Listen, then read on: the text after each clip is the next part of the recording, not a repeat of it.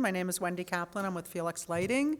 We really appreciate you coming to Beyond Vanity with Borough Happold, Gabe Williams, and James Kotfelder. Did I say that right? Kotfelter, sorry about that. Just a couple of housekeeping things. Each of these courses gets CEU or AIA credits. If you need CEU and you didn't get a chance to register because of the badge situation, you can email us and we'll send you the CEU certificate. AIA, if you need the AIA credit, you have to have your AIA number and sign up with it at the desk outside. There's program evaluations that will be online, so if you could evaluate the speakers, that would be really nice. When we send out the CEUs, we will include the evaluation with it, and please be sure to visit both halls. There's two halls upstairs. There's the main hall, and then there's the hall in the back, the Americas Hall, and there's some great manufacturers back there, so please make sure to visit them.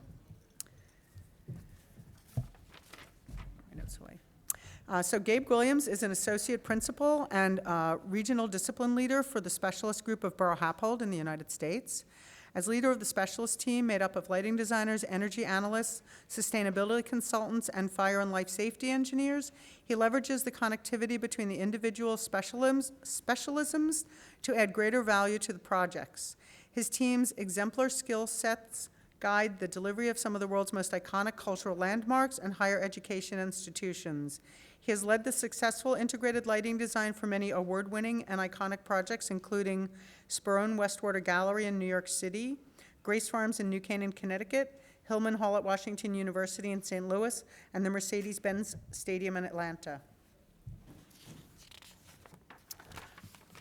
James joined Borough Happold Engineering as a lighting designer in 2015.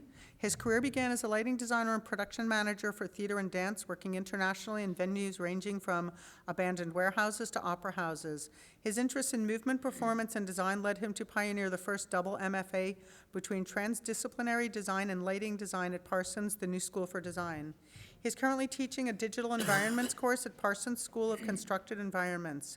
James' work has been presented globally at the Cairo Opera House and the Stotz Theater in Kassel, Germany, to an abandoned Philadelphia Rite Aid and the rural Pennsylvania forest.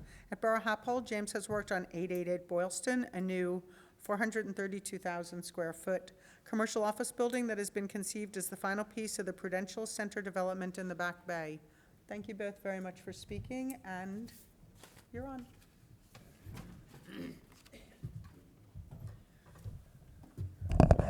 Hey, everybody. So the title Beyond Vanity might want to be Beyond Vanity and Function. Idea for me is that, and I'll flick through these. The idea is, how do our clients engage us? We get asked to participate in a project, and the questions that we receive are often very basic and doesn't do justice to what we can offer projects. You know, there's a functional expectation, and then people see our portfolio of projects and they're looking at beautiful pictures. But what is it that we can offer to them that they might not consider can come from a lighting designer? What is actually important to our clients? We're going to go through 4 different projects of ours where the relationship that we built with our clients allowed us to understand what really drove them, and then what we could offer them that they never really imagined to be so impactful from a lighting perspective. And underlying idea to all of this is, how much impact and how much influence can we actually have on our projects in ways that our clients would never have expected, and how are we elevating our profession? So project examples. James is going to start with 888 Boylston. Hiya.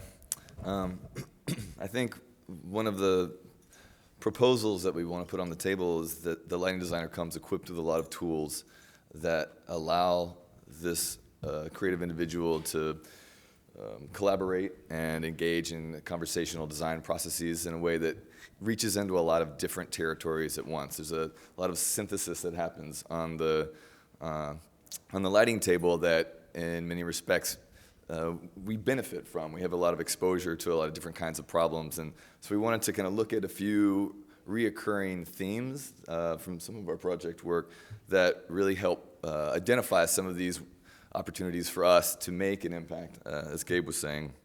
from our unique point of view. So 888 Boylston is a speculative real estate project in Boston's Back Bay. One of the sort of critical components to this client was a project that exemplified cultural sophistication. I think they wanted to house tenants that were seeking this kind of elevated commitment to things that are sort of socially relevant, but also a little daring and current. So what we can see on the sort of large scale building is the beginning of this story about sustainability. Sustainability, I think, rings often when you talk about LEDs as something about power efficiency and performance. But sustainability is also very much about community, and it's about engagement, and it's about creating an atmosphere that people want to participate in. Otherwise, the whole project is weakened by this lack of investment. So this story starts from afar. There's wind turbines on the roof. There's a underlit PV array, and on the ground you'll see the extension of the retail lobby coming out to the street as an invitation. Our ability to kind of model this space as one uniform identity really relied on a lot of the tunability that the fixtures that we were using offered, so that we could, across a series of different surfaces, different reflectances, different materials, we were able to kind of dial in a character for this building that was consistent and rooted in the sort of the mission statement of how it was meant to be presented. So as we move closer, the story kind of comes down onto the street level, and there's an installation of anemometers and anemometers, which are they're small wind turbines. The wind turbines on the roof are represented here in live of their capacity to generate electricity. So there's color changing fixtures on the bottom that we established a series of kind of algorithmic time-based fades that would indicate kind of what that capacity was. So this was the first effort to greet someone coming to the property to say, this is how this building is performing, this is the identity that we're trying to characterize, and LED was critical to sort of creating that atmosphere. The view across the street, sort of this is the meeting of the entryway to this project. On the left is the retail center entry, and on the right is a much more subdued, quiet entry for the tenants. It enters into the building's lobby, and this is that initial passage where the goal was to reduce the visual impact of light fixture, but maintain a vibrant atmosphere that led your eye up to the lobby upstairs. So we really were focused on keeping the finishes clean, keeping the ceiling clean, the lights embedded, so it's not light fixtures, it's light itself, and using the optical clarity of some of these LED fixtures, we were able to create enough kind of contrast and interest in that passageway without detracting from sort of this ultimate endpoint, which is the green wall at the back of the lobby itself. So in projects that these clients have engaged on in the past, they had a sense that they wanted high illumination levels, uniform across the lobby, and this was one of these key negotiating opportunities where we questioned that motive, but we tried to find out what drives the motivation for this. So if you want an environment that's really celebrating all of these cultural art installation pieces, you want to focus on the areas of interest in the desk and the embedded nature of the story, which is the green wall. What if we reduce the baseline illumination level so that we can spend our energy on highlighting opportunities that are across the visual field, let the green wall thrive as a kind of centerpiece for the back of the lobby, and and allow that statement about culture and sophistication and sustainability be maintained. That's it for this one. Next is light as a placemaker. And the idea for this project is at Washington University's campus in St. Louis, there's the School of Social Work, which has 2 existing buildings. And they were expanding to add a 3rd building to the school. At the outset of our engagement, there were a couple things that were important to the client at a very large scale. One was that the building needs to fit in with the vernacular on campus. And as you can see here, this is from the edge of campus, and you can't tell very well, but all of the buildings have this a very similar vernacular. It's like a Gothic style with red granite. It's sourced locally in St. Louis. And mostly opaque buildings with punched windows. This was fine to fit in with the view of campus from the exterior, but then they wanted to create a very transformational view from the opposite side of the building. And the idea is when you're looking into campus, they wanted this building to be transparent. They wanted to be able to connect people on campus to the happenings in the school, and to really elevate and sort of create a welcoming entrance to anybody who wanted to come in. At the heart of this building is this circular space in the center called the Forum. And the idea is it's a place for social engagement. Anybody's welcome in, mingle. There are events that happen here 4 or 5 days a week. And it wanted to be a place that people knew that they could come to. How do you create that invitation was the question for us. And so when the architect was talking about creating a more transparent facade and shifting from the norm on campus, we engaged in a very early discussion with them about how light could support that invitation, and how do you create this warmth and this welcoming atmosphere, and how do you encourage people who might otherwise just walk by and not consider that to be an accessible space to actually come in and to hang out here. And how does the building become alive by all of those people using the space? So the big task for us was making that glow, making this like lantern-like appearance, and drawing people in, letting them know that the building is open, that they're welcome, that they can come. Second piece, which is interesting to me, is the building to the right is the original School of Social Work, and we lit the facade of that building as part of our project, and we thought that we were creating a harmony between the new building, social center, and the historic roots of the school. And then once you step inside of the building, that is framed in view for you from inside the Forum. It's a very nice connection to the historic nature.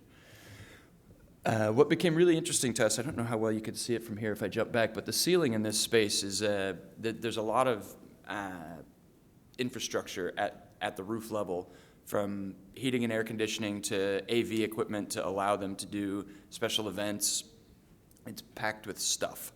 And the architect said, we're going to drop a ceiling in below to mask all of the equipment, and we'd like the ceiling to glow. This is part of our discussion about how we create that invitation.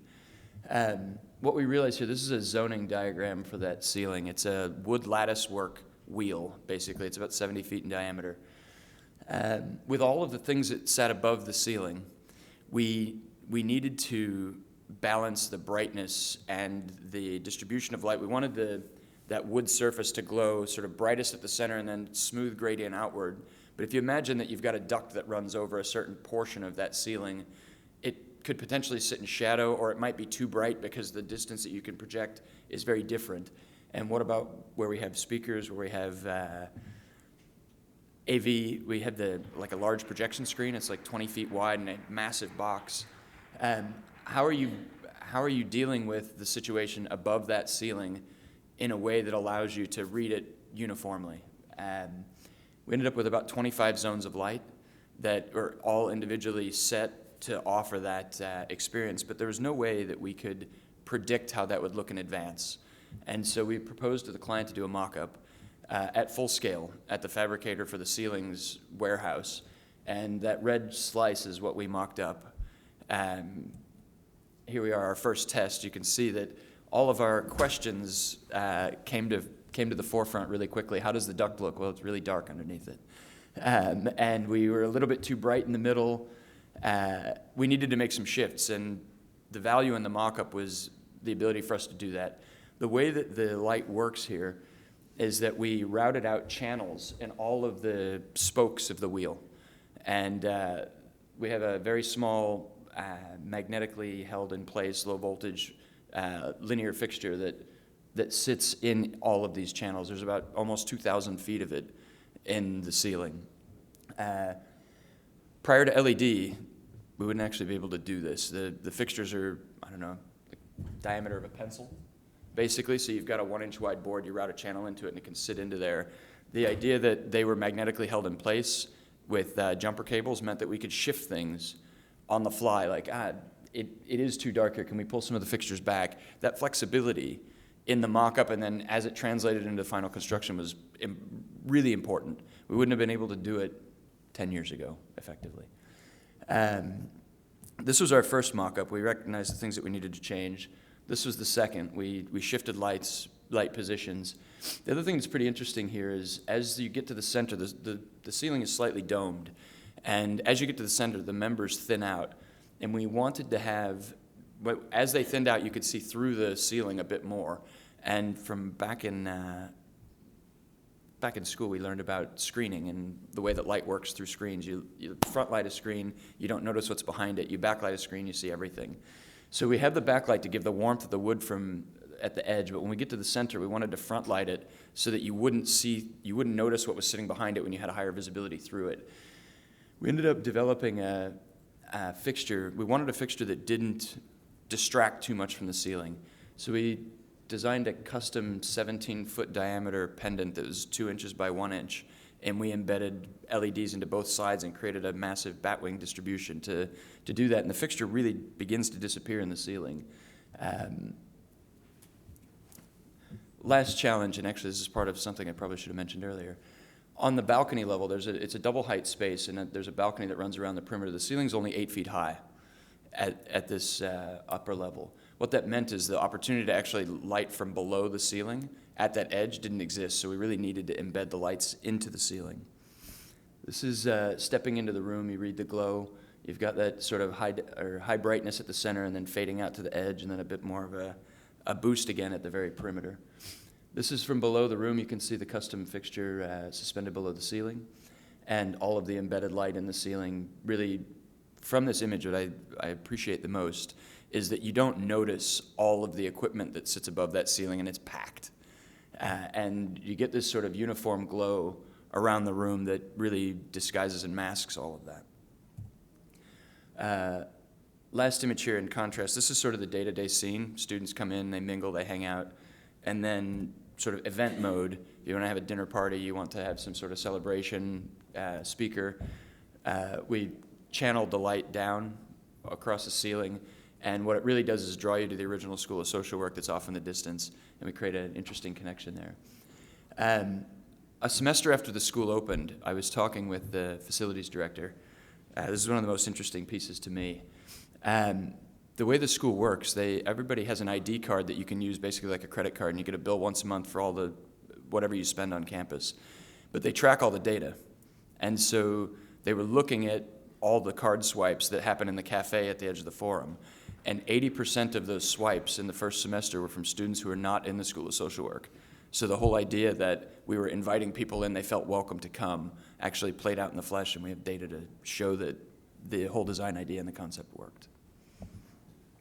Well, I guess that's an interesting thing about vanity, maybe in this circumstance, where you have a really strong image that is such a big driver, but the process of arriving at that, there's a lot of humility and risk, but you need partnership from the whole squad in order to kind of like test those things out. And you're working with mechanical, and you're really embedded in the building, the mass. Yeah. So yeah, I think that's the commitment from the school to do the mock-up was a testament, I think, to their desire to push this social agenda that they have.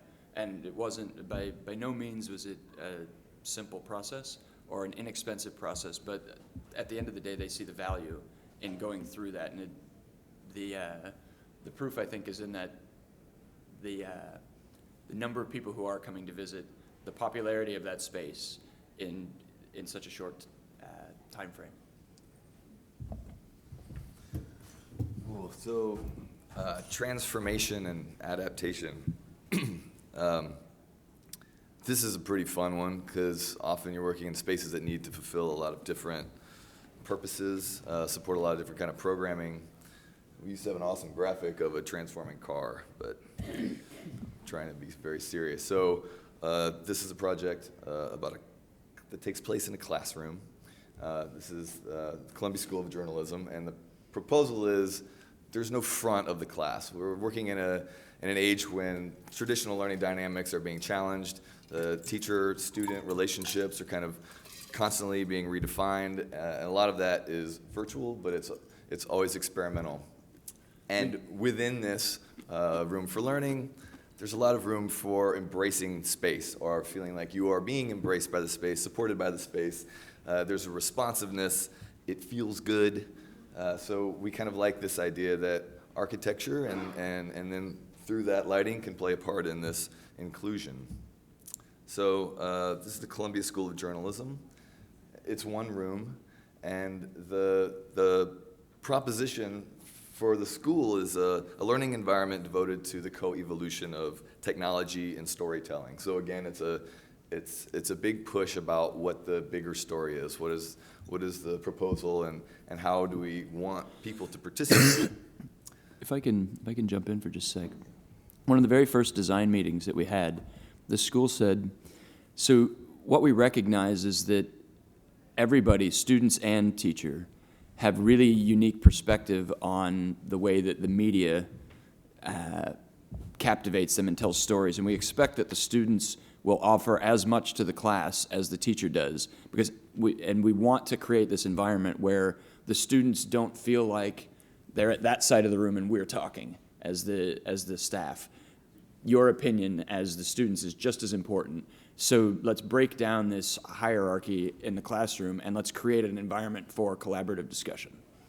So, right, yeah, a big kind of given is that there's going to be a tremendous amount of collaboration, unknown practices of information exchange, a high level of video integration, AV presentations that probably take different kinds of formats.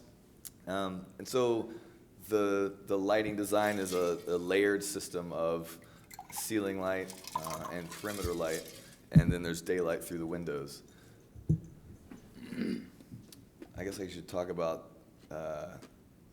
the equipment in the ceiling are these kind of network-inspired, you probably know a little bit more about the mechanics of it, but very thin, linear, inserted into tubing that's had either the top or the bottom removed with an end cap. Yeah, it's a 1-inch conduit, basically, metal conduit, and there's uplight components that you can sort of see highlighting the ceiling in certain areas, and it's an indirect, basically cut a quarter of the pipe away at the top, and then just embedded a very small LED fixture into that to provide the uplight, and then at the end of every cap, we cut the bottom 3/4 away, and again, similar fixture magnetically held in place onto the steel conduit, and then put an acrylic sleeve over the top to give that sort of spark at the end of every linear element. But essentially, it's like an imaginary luminaire. So similar to the last ceiling, this is specific to this space and the way that this space wants to organize itself and kind of sort of move in. So around the perimeter are also installations of thin, linear LED strip that are behind the framework of these operable window partitions. And what it does is eliminate a lot of the contrast glare. When you're using monitors, you're using vertical projection, so that there's a comfort level in this quality of lighting that supports a lot of mixed media use and without disrupting a lot of sort of visual comfort. And if I could add, this is effectively the hug. When we were saying everyone likes hugs, the idea is you wrap light around the room and all of a sudden you've taken the front away from the classroom. You have everybody together and the room is embracing both the teacher and the students in a similar way. And then there's the open hug. So invitation of the surrounding context, the nighttime, like that's also available without shifting too much what the performance of the lighting is doing, but providing a different kind of atmosphere, a different kind of interconnectivity, and a different impression of experience when you're in the space. So a series of opportunities to transform the space, support different kinds of programming, support different kinds of learning, different kinds of media. And it's a pretty interesting proposal to look at the way that light can behave if it's articulated through the architecture of the space, kind of embedded in a way that it's not independent. Yeah, I think what's interesting to me, and I don't know if this is your next slide, I think it is, again, following up with our client, we asked them, you know, how are you finding the space? And they said, we're actually finding that we can use it for so many things we never planned. And the embedded flexibility with the light behind the walls at the ceiling allows us to do, like, they've hosted parties there, they've done music ensembles here. They obviously use it as a teaching space, but it's become so, it's very flexible and high level of utility for them that they're getting more value than they expected to get from the space. Now the last project, this is one of my most meaningful projects I've worked on through my career. It's a project in Connecticut. It's called Grace Farms. And the idea behind the project is that there was a group of people who, how are we doing on time? Good. Pretty good. There was a group of people who got together to discuss spirituality about 15 years ago, sort of non-denominational group. And they were doing it at each other's houses, and then over time they grew out or outgrew each other's house. They started going to the local high school gym. Over the next 10 years, they expanded to like 600-700 people. And then they said, we're at a mass now where we can have a permanent home.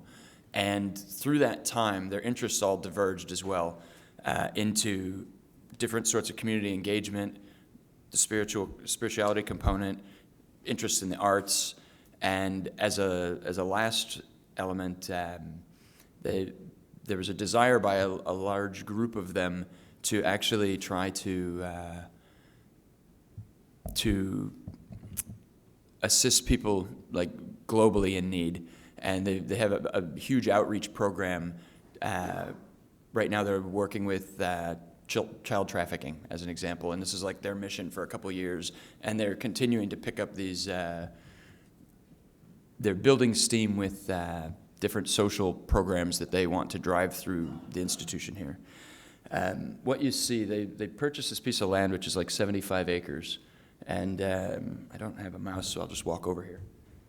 The idea is their land basically extends around here. It's in a largely residential neighborhood, but rural residential. People have several acres apiece, and what looks like a snake is the building that sits on the hillside. Interesting is that there's a ridge that sort of wraps one side, and nobody who lives in these houses has view to the building if you're sort of the bottom right edge of the image. But there's a valley across the site, and everybody who lives to the left has a clear view to the building.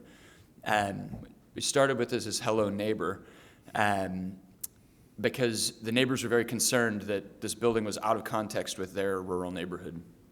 And we, again, if I step back to the very premise of our discussion, when we signed up for this project, we knew about the building. We understood that they wanted it to be this transparent building that sat in this beautiful landscape. They wanted to be able to connect people to the landscape inside and outside of the building.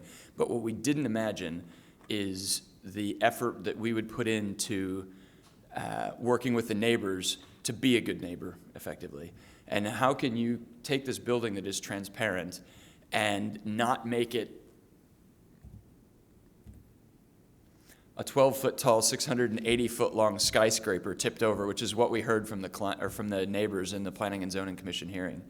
And the idea was to work with them to minimize the disruption to their rural landscape, but at the same time do everything for our client that we needed to do to make the building work for them.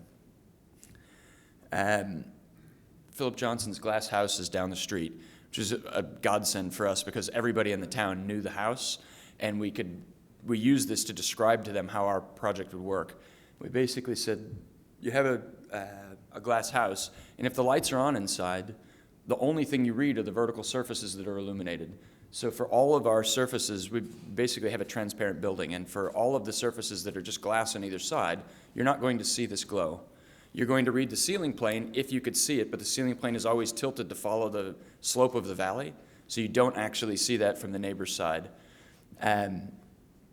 This was very helpful for us. The one thing that really concerned them, though, I don't know how well everybody knows the story about this house, but upon moving in, the idea was during the day, it's great. I feel like I'm sitting in the woods.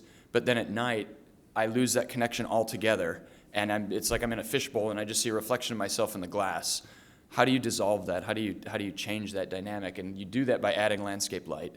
And you begin to dissolve the barrier of the glass by being able to see something beyond the glass. And when we were talking through this, we described it as a necessity for our project. But at the same time, all of the neighbors said, does that mean you're going to uplight all the trees, and how bright is that going to be? Is that even worse than the building being here?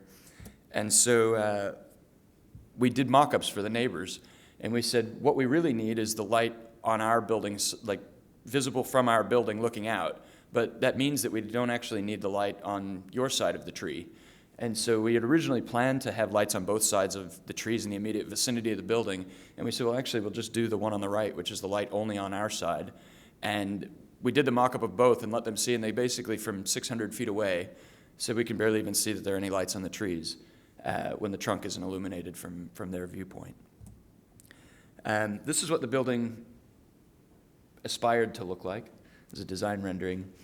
And what you see in gray, I sort of made a very simple projection of the building for the Planning and Zoning Commission and for the neighbors, so they could understand which parts of the building actually had opaque surfaces, and when the lights are on, what will glow. Everything that you don't see here is glass on both sides of the building and should be very, very low brightness. We have these opaque masses that occur every so often underneath the roof. All of that said, their concerns sat in two places. You have a gymnasium. How is a gymnasium not going to be incredibly bright to me as a neighbor? What about the sanctuary? It's like a church hall for 800 people. How is that not going to be bright? And so what we did is we showed them, here's the gymnasium. The entire program is cut 12 feet into the ground. So as you approach the building, you look right through and you see nobody playing basketball. They're playing basketball underground. And until you're standing right there and you see the brightness subgrade, you don't see anything from a distance. This is their view cutoff line. At the bottom here is the nearest residence. We showed them the view over. This is it zoomed in. You don't see the ceiling plane. You don't see anything below grade. You just see the glass. So effectively, there shouldn't be any brightness that you see from afar. Really interesting. We embedded the lights into the ceiling surface so that they wouldn't be visible from these angles. The sanctuary, again, largely invisible except for the seats. Okay, well, what color is the fabric? What sort of luminance are we going to get on those seat surfaces, and how does that relate to something that you already see in your neighborhood? There's a barn on our site when we started the project, and we said, okay, you're accustomed to seeing how bright the light is on the face of the barn. We did all the studies to predict that the sanctuary seat luminance would only be a quarter of that. So is that okay? It's less than what you're accustomed to seeing outside of your window now. What about the covered walkway? Well, we're telling you you're not going to be able to see it, but the covered walkway is like 1/8 of the brightness of the barn face. So again, very, very muted. We got approval to proceed, which is fantastic. This is the project built. What you're looking at is the covered walkway, and then right in front of you, you can see that's a doorway to go into the dining hall. So this is the dining room, and that's an interior space. There's an amazing connection to a very beautiful landscape here that it's such a powerful place during the day. The question is, how can we actually keep that at night? Are we able to put enough light in the landscape that you, again, dissolve that barrier between inside and out and have everybody participating in the landscape day and night? As the sun sets, we've got suspended pendants in the dining hall. They illuminate the wood ceiling, sort of pick up the warmth of the glow from the outside and help that transition into night. At night, we have the covered walkway illuminated from very, very small sources. You actually, I go back 2 slides. There's one of them that you're seeing like the sun shining off of the lens in the foreground here, but they're in this paving and they're so small that they really disappear during the day. At night, you get this very soft glow. It is incredibly helpful when you see the aerial view of this project. It looks very simple, and it's like a snake in the landscape. But when you're on the ground, the building's 1,400 feet long, so it's a bit hard to understand where the program elements are, but at night, the illuminated covered walkway takes people A to B. Very simple. It adds clarity to the project that I don't think you get during the day as much, actually. We have the trees lit off to the right through the glass, and then the covered walkway itself being illuminated also allows your eye to draw through the glass and understand that there's something beyond, so we're sort of breaking down that barrier between inside and out. As you go up to the sanctuary, again, the covered walkway takes you up. Visually, the idea with all of these images is it looks bright. You perceive that when you're on the site. And I want you to see, you've got ceiling glow throughout. But now, and from the top of the hill, looking down, you see the trees illuminated, you see the glow spilling out from the building. Question is, are we a good neighbor? And this is the view from where the neighbors live. You don't see the underside of that covered walkway anywhere from their perspective because it's all tilted to follow the slope of the landscape. And the building is incredibly quiet from the perspective of the neighbors. And yeah, this is a really fun, very remarkable project to be part of. In closing, I hope that the 4 projects we talked through began to explain the impact that we as lighting designers can have that's beyond what our clients expect quite often when we receive an RFP or we receive an interest in participating in a project. And I'm hoping that we can continue to elevate what we do.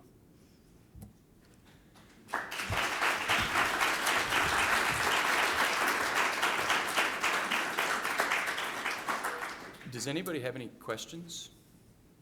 Yeah. You had mentioned in your Boston project Mm-hmm. trying to get uniformity of color spectrum or temperature in the lobby. How hard is that these days? Well, what we were doing was we had the interiors illuminated with similar sources, and the challenge was getting the exterior to read similarly to the interior. And so we used tunable white light on the exterior to color balance with what was happening on the interior. And we knew we had several different finishes on the turbines versus the PV canopy versus the steel structure. And so how do we adjust those color temperatures individually to have a harmony with what's happening inside and so that everything basically reads in a similar color? It's maybe slightly different from the question you're asking, but that was the task that we had, if that makes sense. Do you find it hard just matching fixtures across a space that big to get Yeah. consistent color? Yeah, the question is who's making the chips, right? And when they're different, it's incredibly challenging. The tint of the glass play a big role in the color spectrum as well? Which project? The one in Boston? Yeah, I mean, it shifted the color, but given that we had the ability to tune everything on the outside, we could tune to adjust, basically. There's also a funky thing with tuning where you have a fixture that goes from one chip at 2200 to another chip at 6500, and this assumption that you're going to be able to hit a curve in between, which isn't really the case. So kind of having an informed sort of a limit of what your playroom is, I think goes a long way in getting that resolution.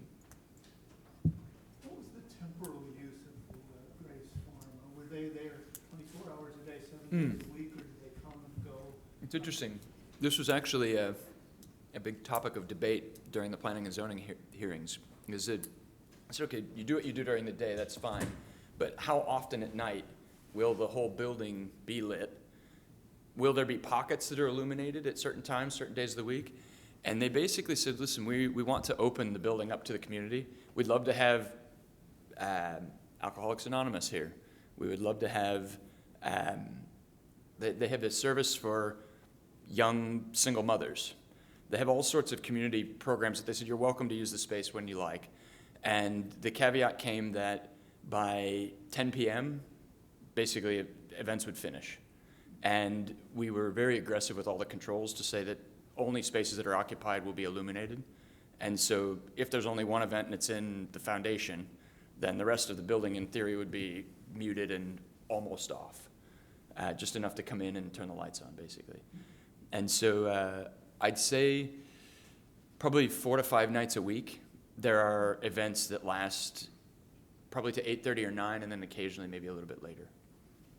These are always the super interesting questions. Like, I'm surprised there aren't more anthropologists that do lighting, just to kind of like nestle into what the nuggets of behavior might be, or cultural preference, or because you have all of these kind of inherent memories of light, or sort of social experiences of how you relate to light. So getting to know your people is really an important part of it. Yes, Wendy? So you obviously have 4 really great clients there, and I know you have other clients that may not be as good. How do you engage them to get, so that they're telling you what they want, and so that you can do such beautiful designs for everybody? Well, what's interesting, I would say that all of our clients don't have that level of interest to have those discussions with us. Like, some of them do, some of them don't. But what I've found is when we start talking with them, not about light, like their expectation is we're going to sit down and we're going to talk about lighting. Well, actually, I just want to understand what you want to do. How are you going to live in this space? Why are we building it? And what are the real reasons that you want this new space, whatever it is, big, small? And when we start really understanding what their underlying drivers are, then we're finding ways that light can actually speak to that. And we try to do that quite often.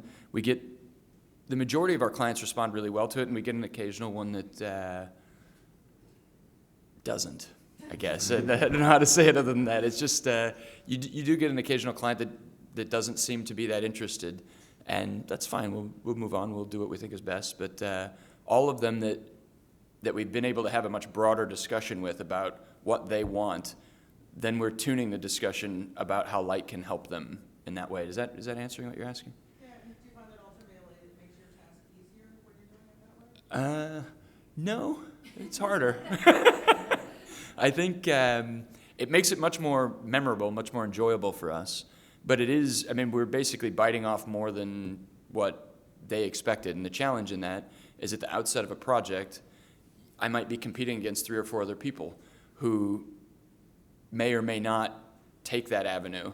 And we've got to keep it competitive. So you sort of we're gauging very quickly from the outset of projects how much interest there is to reciprocate that discussion with our clients. And then we either move that way or we don't. And we've got to sort of structure that very clearly up front, if that makes sense. Yeah. I live not too far from Grace Farms, and I've been there during the day and in the evening, and it's absolutely one of the most graceful and beautiful places that I've been to. You really did fantastic job. I mean, the architecture is amazing, and so is the site, but really the lighting is so underplayed and just really well done. Thank you. So, speaking of architecture, if you look at the forum in Awash U building, there was that wood structure suspended from the ceiling, and your light was coming through that. Did the architect design that first, and then you're told, okay, here it is, figure out how to light it? Or were you guys part of that? This is interesting that you asked, because I did a lot of this before James joined us, and he asked me the exact same question earlier today. And from the outset, they knew that they wanted to shroud all the equipment above, try to conceal it. And then we went through probably 12-ish options for ways that light could work. And what we realized with 10 of them was that it'd be really great if you could lift the ceiling another 2 or 3 feet. Because the balcony level is so compressed, it really pushed the design to having things largely above the ceiling. And it limited our options effectively. And then from that point, it was all about the density of those elements, which to the architects it was partially light and partially just the higher the density of those elements, the less we see the equipment through them during the day. And then at night, as the electric light ramps up, how are we positioning those lights to mask that view as best we can? And in that building, how much of the lighting budget was that space, the forum Yeah. space, versus presumably there was a lot of like just classrooms and hallways Yes, this is actually another really interesting point. A lot of our projects, you have one or two spaces that are really like the gem, and then everything else is more, let's call it run-of-the-mill, but standard construction. And so what we ended up doing, we have lots of classroom space, lots of teaching space. We had suspended direct, indirect fixtures. They're actually still fluorescent when this finished. But the idea was that we started with extruded aluminum, and we said, well, if we want to afford what we want to do in the lobby, make them all steel. And we lowered the price throughout there to basically funnel the money into doing something special in the forum. And then with that, we basically restricted the total lengths of all the fixtures so you wouldn't see the warping and bend that you get from steel. And basically shifted the money to do what was most impactful.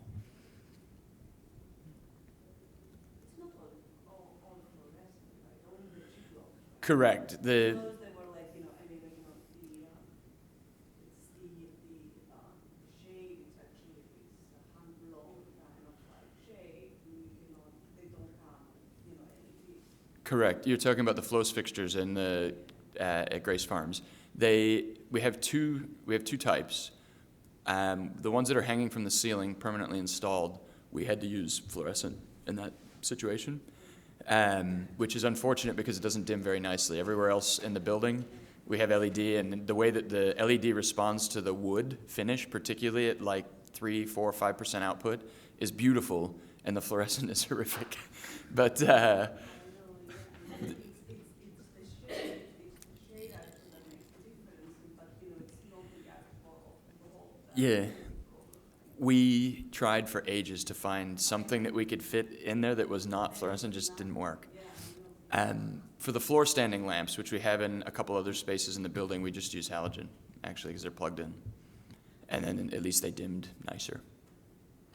The other thing that I didn't mention, which is kind of interesting about Grace Farms, getting that balance between the inside and the outside meant that you couldn't have huge contrast difference, like super bright inside. You'd have to have a tremendous amount of light outside. So what we ended up doing was really restricting all the interior light to just the bare minimum. And it was all done based on visual. But what it meant is we operated at like less than 40% of the allowable energy code usage, even including some halogen lamps in certain areas. Pretty interesting. Anything else? Well, thank you all very much.